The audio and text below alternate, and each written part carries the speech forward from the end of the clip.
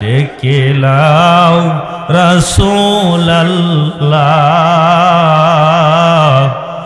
রওজা পাকের কিনারে। আমি কেঁদে কেঁদে হই গো সারা, ধন্য করো আমারে। দুই সাথীকে পাশে নিয়ে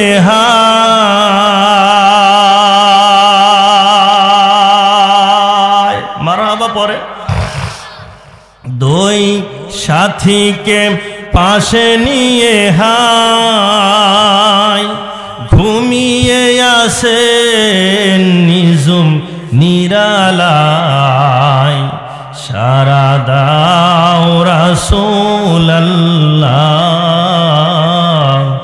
ডাকে ধুম তোমারে। সারা দাও রাসূলুল্লাহ, ডাকে গোলাম তোমারে। সম্মানিত প্রিয় ভাইয়ের আমার, বিশ্বনবী যখন দারুন নদওয়ার মধ্যে দুটি কথা বলার জন্য আবেদন করলো, মাননীয় স্পিকার আবু জেহেলের কাছে বলল আমি দুটি বক্তব্য দিতে চাই। সঙ্গে সঙ্গে অবৈধ নেতা ওয়ালিদ বিন মুগীরা দাঁড়িয়ে বলে, ও মুহাম্মদ, তোমারে দুটো কথা বলতে দেওয়া যেতে পারে, তবে আমার একটা কথা আছে তার পূর্বে। কি কথা তুমি বলে দাও। এই দারুন নদওয়ার মধ্যে অবৈধ সন্তানকে, জারজ সন্তানকে, ব্রাস্টারকে তোমাকে বলতে হবে। তুমি যদি বলতে পারো তোমাকে বক্তব্য দিতে দেব, তোমার কথা আমরা শুনব। আল্লাহ নবী পয়গম্বর আলাইহিস সালাতু ওয়াস সালাম তো আমাদের মতো মোল্লা নয়, ইচ্ছা হইলেই যেমন খুশি তেমন সাজি। সুবিধাবাদ জিন্দাবাদ, যেই দিকে পানি পড়ে সেই দিকে ছাতা ধরে। যেইখানে শক্ত নরম কথা বলে বিদায় হয়ে চলে আসি, শক্ত জায়গা দেখলে আর কথা বলি না, এমন মোল্লা দেশে আছে না নাই? সম্মানিত প্রিয় ভাইয়ের আমার, নবী আরশে আজিমের দিকে দিলটা করে দিল মালিক। মা ইয়ানতিকু আনিল হাওয়া ইন হুয়া ইল্লা ওয়াহয়ুন ইউহা আল্লামাহু শাদীদুল কুওয়া। আল্লাহু আকবার। আমার আপনার নবী নিজের ইচ্ছাধীন, নিজের নফসের বশীভূত হয়ে কোনো কথা বক্তব্য তিনি দেন না। তিনি যেটা বলেন ওটা আল্লাহ পাকের পক্ষ থেকে ওহী নাজিল করা হয়, তখন তিনি বলেন, কথা বল ঠিক কিনা। সম্মানিত প্রিয় ভাইয়ের আমার, নবী আরশের দিকে কলবটা করে দিলেন, মালিক আমি তো কিচ্ছুই জানি না, আপনি যদি আমারে না জানাইয়া দেন। আমার দেশের এক জাতি ভণ্ড বিদাতির গ্রুপ আছে, তারা বলে তাদের পীর নাকি গায়েব জানে। জোরে কর নাউজুবিল্লাহ। আমার ভাইয়েরা, আল্লাহি কসম আল্লাহর, আল্লাহ যতক্ষণ না জানান ততক্ষণ নবীও জানেন না। গায়েবের মালিক হলেন একজন, তিনার নাম উচ্চ করে বলেন কে? সম্মানিত প্রিয় ভাইয়ের আমার, আল্লাহর কালাম সাক্ষী দিচ্ছেন, আলিমুল গায়বি ওয়াশ শাহাদাতি হুয়ার রহমানুর রহিম।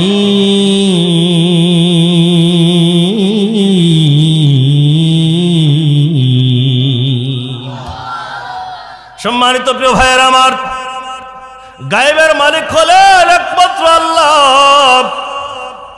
নবী আমার দিলের মনের ভাবটা আল্লাহর কাছে বলে দিলেন, আল্লাহ তুমি তো সব কিছুর মালিক, তুমি বলে দাও, আমি তো কিছুই বলতে পারবো না। আল্লাহ রব্বুল আলামিন ডাক দিয়ে বললেন, আমার বন্ধু মুহাম্মদ তুমি ভয় পেও না, তুমি তোমার মুখ দিয়ে বলে দাও এই জায়গায় জারজ বসে আছে, অবৈধ বসে আছে ওয়ালিদ বিন মুগীরা। আমার ভাইরা, নবী আমার ঘৃণা করে ওদিকে তাকায় না।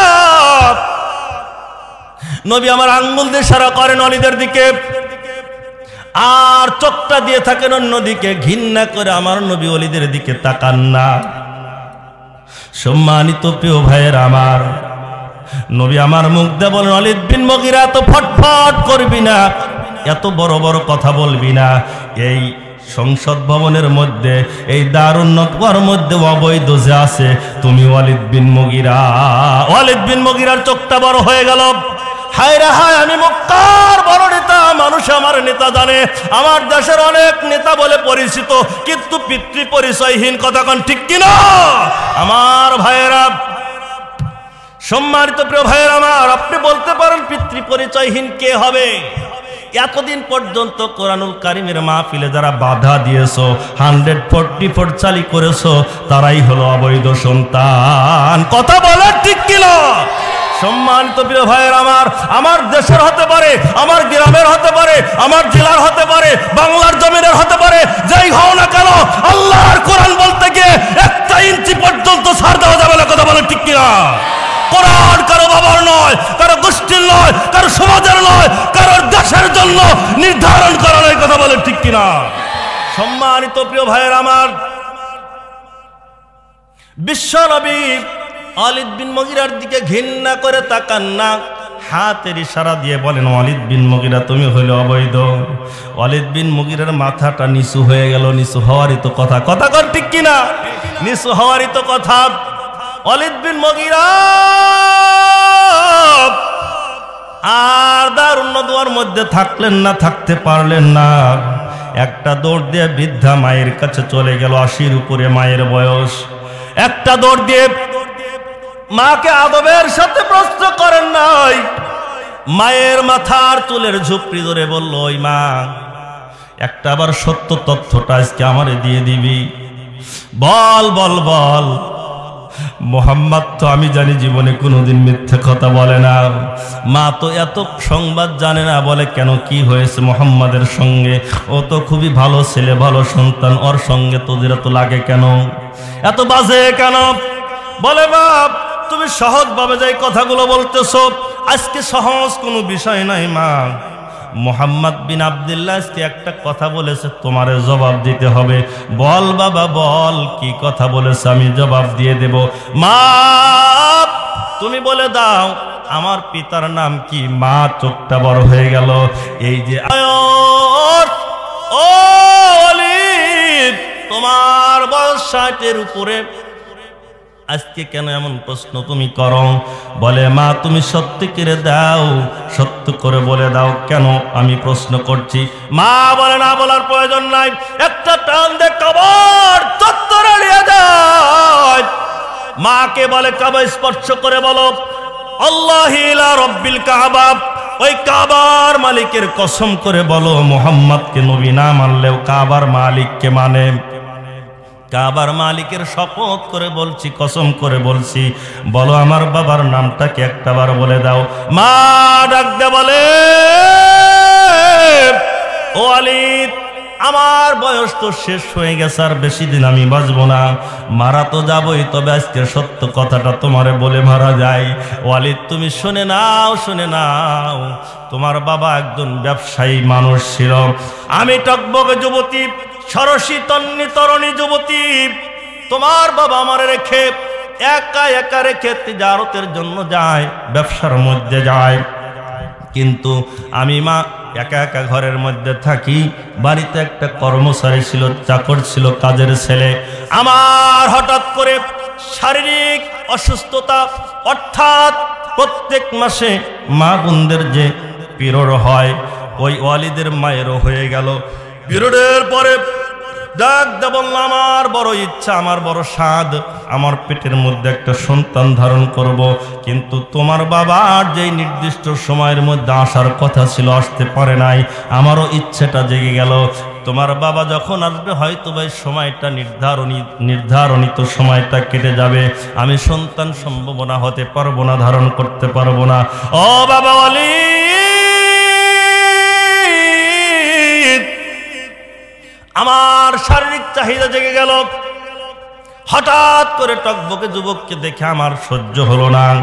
আমি ওই যুবকটাকে, বাড়ির রাখালটাকে, কাজের ছেলেটাকে আমার রুমের মধ্যে আমি নিজ ইচ্ছার মধ্যে ডেকে নিয়ে গেলাম।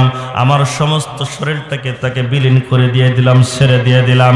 ও ওয়ালিদ, ওই যুবকের মিলনের কারণে তোমার বাবা বাড়িতে ছিল না। ওই যুবকের মিলনের কারণে, সঙ্গমের কারণে তোমার জন্মটা আমার পেটের মধ্যে হয়ে যায়। ওই যুবকের নাম ছিল মুগিরা। ও ওয়ালিদ, ওই যুবকের সঙ্গে মিলামেশা করার কারণে আমার ভাইয়ের একটা কথা বলেন, বিবাহিতা মহিলা যদি অপকর্ম করে, কুকর্ম করে, সন্তান পেটের মধ্যে নেয়, ওটা কিন্তু ধরা কঠিন। কথা ঠিক কিনা? আর অবিবাহিত নারী আর মহিলা যদি এই জিনাহের মধ্যে লিপ্ত হয়, গুনাহের মধ্যে লিপ্ত হয়, সন্তান সম্ভাবনা হলে এলাকার মধ্যে ছড়িয়ে যায়, ভাইরাল হয়ে যায়, পরিষ্কার হয়ে যায়। এই মেয়েটা অবিবাহিতা, কিন্তু কেন সন্তান সম্ভাবনা হলো? কিন্তু বিবাহিতা স্ত্রী যদি এই কাম করেও বসে, বোঝার কোনো কায়দা নাই। কথা ঠিক কিনা? আল্লাহ রাব্বুল আলামিন বলেন, ওয়ালাকাদ খালাকনাল ইনসানা ওয়া না'লামু মা তুওয়াসবিসু বিহি নাফস। বান্দা, সূরা কাফের মধ্যে আল্লাহ রাব্বুল আলামিন ডাক দেয়া বলেন, বান্দা তোর অন্তরের মধ্যে কি ওয়াসওয়াসা, কি শয়তানি চক্রান্ত করছেন, আমি আল্লাহ রাব্বুল আলামিন সেটাও বুঝতে সক্ষম। আল্লাহু আকবার পড়ে। সম্মানিত প্রিয় ভাইয়ের আমার, নবী আমার দারুল নাদওয়ার মধ্যে বসে আছেন, সব নেতারা বসে আছেন। ওয়ালিদ বিন মুগিরা কাবার চত্বর থেকে মায়ের মুখ থেকে যখন সব কথাগুলো শুনে আসলো, আমার প্রিয় ভাইয়েরা, সম্মানিত প্রিয় হাজিরিন, এই অবৈধ ও ওয়ালিদ বিন মুগিরা নবীজিকে হত্যা করার চেষ্টা করেছেন। মা সব কথাগুলো যখন ওপেন করে দিল, ওয়ালিদ বিন মুগিরার মাথাটা নিচু হয়ে গেল। কথা বলে ঠিক কিনা? আমার ভাইয়েরা, আজও যারা কোরআনুল কারীমের মাহফিলে হামলা করেছো, মামলা করেছো, বক্তাকে রাস্তা থেকে বিদায় করে দিয়েছো, আমার ভাইয়েরা 140 তৈরি করেছো, তারাই কি অবজেকশন কমপ্লেইন করেছো, আল্লাহি আল্লাহি আল্লাহি তোমাদের পিতৃ পরিচয়হীন, তোমাদের পিতৃ কোনোদিন মুসলমানের সন্তান হতে পারে না, তোমরা অবৈধ দেখে আল্লাহর কোরআনের বাধা দিয়েছো। কথা বলে ঠিক কিনা? সম্মানিত প্রিয় ভাইয়ের আমার, আল্লাহ একটা পরিবেশ ছাত্র আন্দোলনের মাধ্যম দিয়ে করে দিয়েছেন। এই পরিবেশটা আমাদের ধরে রাখার দরকার আছে না নাই? এই পরিবেশটা আমাদের ধরে রাখার দরকার আছে না নাই? সম্মানিত প্রিয় ভাইয়ের আমার, আমাদের দিলের চাওয়া, মনের চাওয়া, আমরা সম্মানিত সকলের কাছে অনুরোধ জানাচ্ছি, আগামী দিনের একজন রাহাবার, একজন আমাদের মুআল্লিম যেন হয়, একজন পথ প্রদর্শক যেন আল্লাহ রাব্বুল আলামিন বাংলার জমিনের জন্য কবুল করে, যেমন ইসলামী রাষ্ট্র, ইসলামী আইন প্রতিষ্ঠিত হয়। কথা বলেন ঠিক কিনা?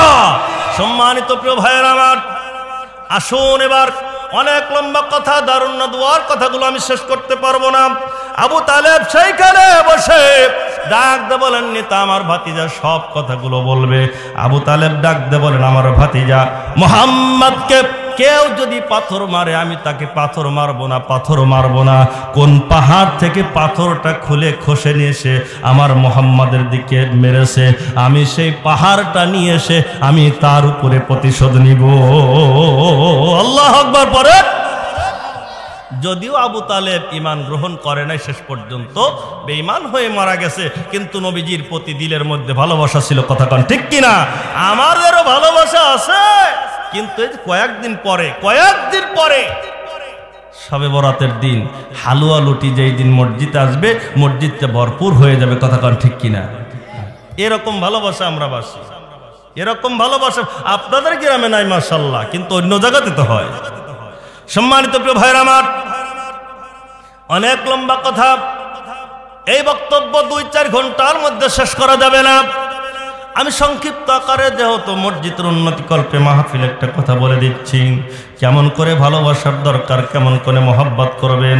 আমার ভাইয়েরা, আল্লাহ রাব্বুল আলামিন ডাক দেবেন, আতিউল্লাহ ওয়া আতিউর রাসূল, আল্লাহ ও তার রাসূলের আনুগত্য করতে হবে।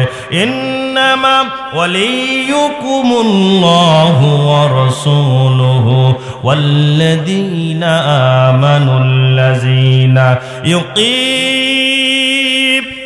يقيمون الصلاة ومما رزقناهم ينفقون আল্লাহ রাব্বুল আলামিন ডাকতে বলেন, ও গোটা বিশ্ববাসী তোমরা শুনে নাও, তোমাদের জন্য বন্ধু হবে দুইটা। এক নম্বরের বন্ধু হবেন আল্লাহ, দুই নম্বরের বন্ধু হবেন মুহাম্মাদুর রাসূলুল্লাহ সাল্লাল্লাহু আলাইহি ওয়াসাল্লাম। কেমন বন্ধু আপনি বানাবেন, কেমন বন্ধু আপনি বানাবেন? একটাবার সাহাবায়ে কেরামের দিকে তাকান, আসহাবে রাসূলের জীবন কথা থেকে ছোট্ট করে একটা কথা আপনাদেরকে শোনা দিয়ে আমি আমার আলোচনা ইতি টানবো, শেষের দিকে চলে যাব। আমার প্রিয় ভাইয়েরা, বিশ্ব নবীজি দুনিয়ার মধ্যে নাই, মদিনার মাটিতে ঘুমায়। আমার ভাইয়েরা, বিশ্ব নবীজি মদিনার মাটিতে ঘুমায়। আল্লাহ নবীর সাহাবী হাফসির গোলাম হযরতে বিলাল রাদিয়াল্লাহু তাআলা আনহু, আমার ভাইয়েরা, ছোট্ট করে একটা গাঠুরি বাঁধলেন, একটা পোটলা তৈরি করলেন। আমিরুল মুমিনিন আবু বকরের দরবারে চলে গেল। ও রাষ্ট্রের প্রেসিডেন্ট, আমিরুল মুমিনিন, আমি এই যে গাঠুরি তৈরি করেছি, কেন তুমি তৈরি করেছো বিলাল? কেমন করে ভালোবাসতে হয় আমি সেই ভালোবাসার কথাটা বলছি। ইত্তেবা কতটুকুন করতে হয়, সাহাবায়ে কেরামের ইত্তেবা কেমন ছিল সেটা শোনাচ্ছি। আমিরুল মুমিনিন খলিফাতুল মুসলিমিন আবু বকর ডাক দিয়ে বলে, বিলাল কেন তুমি গাঠুরি তৈরি করেছো? বলে, আবু বকর আমি মদিনায় থাকবো না, আমি শাম সিরিয়ার দিকে চলে যেতে চাই। কেন রে বিলাল, কি হয়েছে তোমার, তুমি চলে যাবে? কি অভাব, কি অভাব? তোমার কি সম্পদের অভাব? তোমার কি ঘর বাড়ির অভাব? তোমার কি পোশাক পরিচ্ছদের অভাব? বিলাল বল, বিলাল কিসের অভাব? বাইতুল মাল থেকে তোমার সব দিয়ে দিবে, বলো। বিলাল ডাক দেবার না, আবু বকর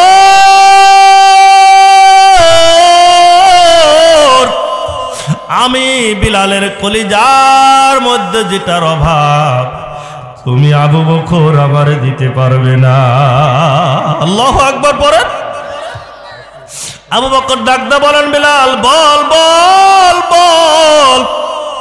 বিলাল ডাক দিয়ে বলেন, ও আবু বকর আমি যখন মিনারের উপর আশহাদু আল্লা ইলাহা ইল্লাল্লাহ, আশহাদু আল্লা ইলাহা ইল্লাল্লাহ, আশহাদু আন্না মুহাম্মাদুর রাসূলুল্লাহ, আশহাদু আন্না মুহাম্মাদুর রাসূলুল্লাহ যখন মিনারের উপর বলতা, সঙ্গে সঙ্গে আমার নজরটা মসজিদে নববীতে মেহরাবের মধ্যে নবীজির চেহারা মুবারকে পড়ে যেত।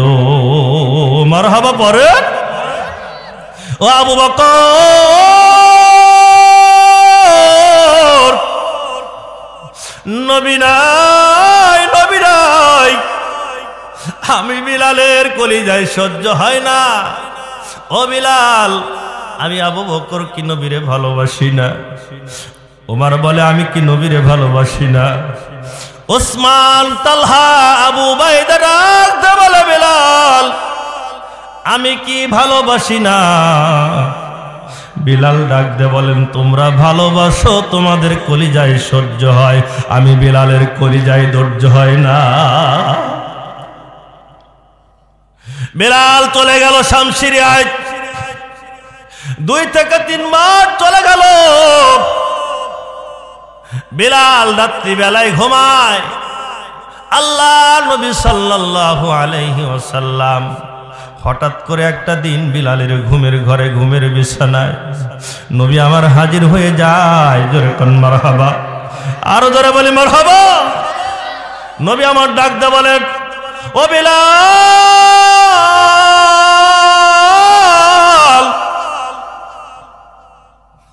নবী নাই, তুমি মদিনা থেকে কেন শাম সিরিয়ায় চলে আসলে? বিলাল কান্দে, যেই দেশে আমার নবী নাই ওই দেশে বিলালের থাকাও সম্ভব নয়। নবী ডাক দিয়ে বলে, যা বিলাল যা, একটা বার মদিনায় চলে যা, মদিনার মানুষেরা তোর আযান শোনার জন্য পাগল। বেলাল ফজর নামাজ আদায় করল, সকাল হয়ে গেল। শাম সিরিয়াত থেকে মদিনার রাস্তা ধরল। মদিনায় যখন চলে আসলো, তাহাজ্জুদের সময় হয়ে গেল। নবী বেলাল নবীর রওজা কিনারায় এসে, আসসালামু আলাইকুম ইয়া রাসূলুল্লাহ, আসসালামু আলাইকুম ইয়া হাবিবাল্লাহ বলে নবীজির রওজার মধ্যে হাত দেয়, বুকটা লাগায়, চোখের পানি ছেড়ে ছেড়ে কান্দে। বেলালের কণ্ঠের আওয়াজ শুনে মদিনার মানুষের জামায়াত হয়ে গেল, মদিনাবাসী একত্রিত হয়ে গেল। তাহাজ্জুদের সময় পার হয়ে যায়, ফজরের সময় আগত। নবীর সাহাবী বিলালকে ডাক দিয়ে বলেন, বিলাল রে, একটা বার আয় আয় আয়, মসজিদ নববীতে জামাত হবে, তোর সুলালিত কণ্ঠ দিয়ে একটাবার তুই মসজিদ নববীতে আজান দিয়ে দে। বিলাল ডাক দিয়ে বলে, না না না, আমি আজান দিতে পারবো না, আমি আজান দিতে পারবো না, আমার তো কলিজায় সহ্য হয় না। আল্লাহু আকবার পড়ে। হযরত আবু বকর বলেন, না, রাষ্ট্রের প্রেসিডেন্ট খলিফাতুল মুসলিম, আমি পারছি না। ওমর বলে, না আমি পারবো না। হযরত আলী বলেন, না আমি পারবো না। সবাই এক বাক্যে বলল, বিলালকে আজান দিতে দেওয়া যাবে না। আজান দেওয়ার কথা যতই আমরা বলি, বিলাল তো আজান দিবে না। আমার ভাইয়েরা সবাই মিলে পরামর্শ করলো, বিলালকে যদি আজান দেওয়াতে হয়, হাসান আর হুসাইনকে ডেকে নিয়ে আসতে হবে, কারণ হাসান আর হুসাইনের চেহারার সঙ্গে আল্লাহর নবীর চেহারার মিল। আল্লাহু আকবার পড়ে। আমার ভাইয়েরা, হাসান আর হুসাইনকে হযরতে বিলালের সম্মুখে ডেকে নিয়ে আসা হলো। ও বিলাল,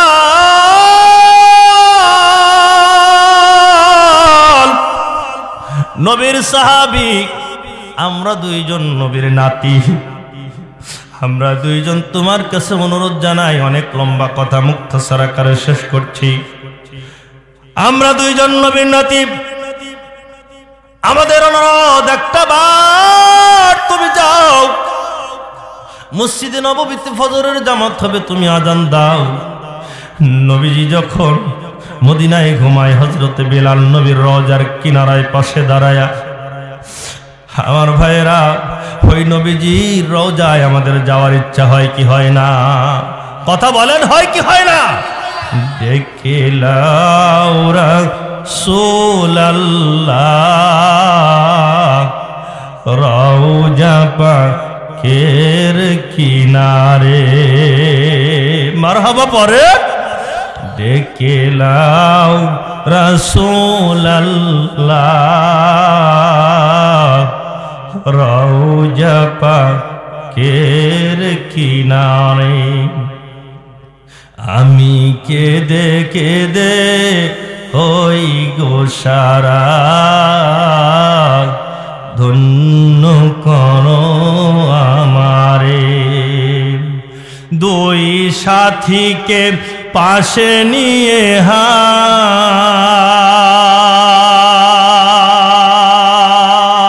মারহাবা পরে। দুই সাথীকে পাশে নিয়ে ঘুমিয়ে আসে নিজুম নিরালায়। সারা দাও রাসূলুল্লাহ, ডাকে ধুম তোমারে। সারা দাও রাসূলুল্লাহ, ডাকে গোলাম তোমারে। আল্লাহু আকবার পড়ে। আমার ভাইরা, হযরতে বিলাল হাসান আর হুসাইনের কথায় এক পর্যায়ে রাজি হয়ে গেল। বিলাল যখন মসজিদে নববীর মিনারের উপর থাকাইল, মিনার থেকে আল্লাহর নবী যেইখানে দাঁড়িয়ে যায় নামাজের মুসাল্লায়, মেহরাবের মধ্যে দাঁড়িয়ে যখন ইমামতি করতেন, নামাজের মুসাল্লার মধ্যে দাঁড়াইতেন, ওইখান থেকে সরাসরি দেখা যায় বেলাল আযানের প্রতিধ্বনি দেয়, আল্লাহু আকবার, আল্লাহু আকবার, আল্লাহু আকবার বলে, আল্লাহু আকবার, আল্লাহু আকবার, আশহাদু আল্লা ইলাহা ইল্লাল্লাহ, আশহাদু আল্লা ইলাহা ইল্লাল্লাহ, আশহাদু আন্না মুহাম্মাদার রাসূলুল্লাহ যখন বলে, বিলালের নজরটা পূর্বের দিকে মেহরাবের মধ্যে চলে যায়। আল্লাহু আকবার পড়ে বিলাল। বিশ্ব নবীজি যখন জীবিত, তখন আযান দেওয়ার পরে মেহরাবের দিকে তাকাইলে নবীজিকে দেখতে পাইত। আজকে বিলাল নবীজিকে দেখতে পায় না। হযরতে বিলাল যখন আশহাদু আন্না মুহাম্মাদুর রাসূলুল্লাহ বলল, বিলাল সঙ্গে সঙ্গে সেন্সলেস হয়ে জমিনে পড়ে যায়। মারহাবা পড়ে। আমার ভাইয়েরা, ওই নবীজিকে ভালোবাসার দরকার আছে না নাই? ওই নবীজির ইত্তেবা মানার দরকার আছে না নাই? ওই নবীজির আদর্শ মানার দরকার আছে না নাই? ওই নবীজির আদর্শের মধ্যে সর্বপ্রথম আপনি যখন ঈমান গ্রহণ করবেন, ঈমান আনয়ন করার পর নবী আমার ডাক দা বলেন, আউয়ালু মা ইউহাসাবু বিহিল আবদু ইয়াউমাল কিয়ামাতিস সালাহ। নবী আমার ডাক দে বলেন, কোন বান্দা বান্দি যখন ঈমান গ্রহণ করবে, ওই ঈমানদার যখন মৃত্যুবরণ করবে, কবরে যাবে, আল্লাহ রাব্বুল আলামিন কিয়ামতের দিন কবর, হাসর, মিজান, ফার্স্ট ইমিগ্রেশন কাউন্টার, কবরেও পরিত্রাণ দিবে, মুক্ত দিবে। যেই দিন হাসরের ময়দান উঠবে, কিয়ামতের ময়দানে যেই দিন উঠবে, আল্লাহ রাব্বুল আলামিন ডাক দে বলেন, বান্দা তোমার নামাজটা কেমন ছিল? তুমি নামাজটা আদায় করেছো কিনা? আমার ভাইয়েরা, ওই 5 ওয়াক্ত নামাজ আমাদের আদায় করার দরকার আছে না নাই? কথা বলেন, আছে না নাই? ওই নামাজ যদি আমরা আদায় করতে চাই, আমাদের কোথায় যেতে হবে? আল্লাহ রাব্বুল আলামিন ডাকতে বলেন, ওয়া আকিমুস সালাতা ওয়া আতুজ যাকাতা ওয়ারকাউ মা'আর রাকিঈন। আল্লাহু আকবার পড়েন। বান্দা তুমি নামাজকে কায়েম করো, যাকাতটাকে প্রতিষ্ঠিত করো, আর ওয়ারকাউ মা'আর রাকিঈন, তোমরা রুকুকারীদের সঙ্গে রুকু করো। আমার ভাইরা, একত্রিত যারা রুকু করে ওইটাকে জামাত বলা হয়। কথা বলেন ঠিক কিনা? এই জামাত তো একা একই হয় না, মসজিদে আদায় করতে হয়। কথা কন ঠিক কিনা? যেখানে নামাজ হয়, যেখানে জামাত বন্দী হয়, রুকুকারীদের সঙ্গে রুকু করতে হয়, ওইটা হলো মসজিদ, বাইতুল্লাহর একটি অংশ। আমার প্রিয় ভাইয়েরা, ওই মসজিদের উন্নতি কল্পে, সৌদি মসজিদের উন্নতি কল্পে আজকের কোরআনুল কারীমের তাফসীর মাহফিল।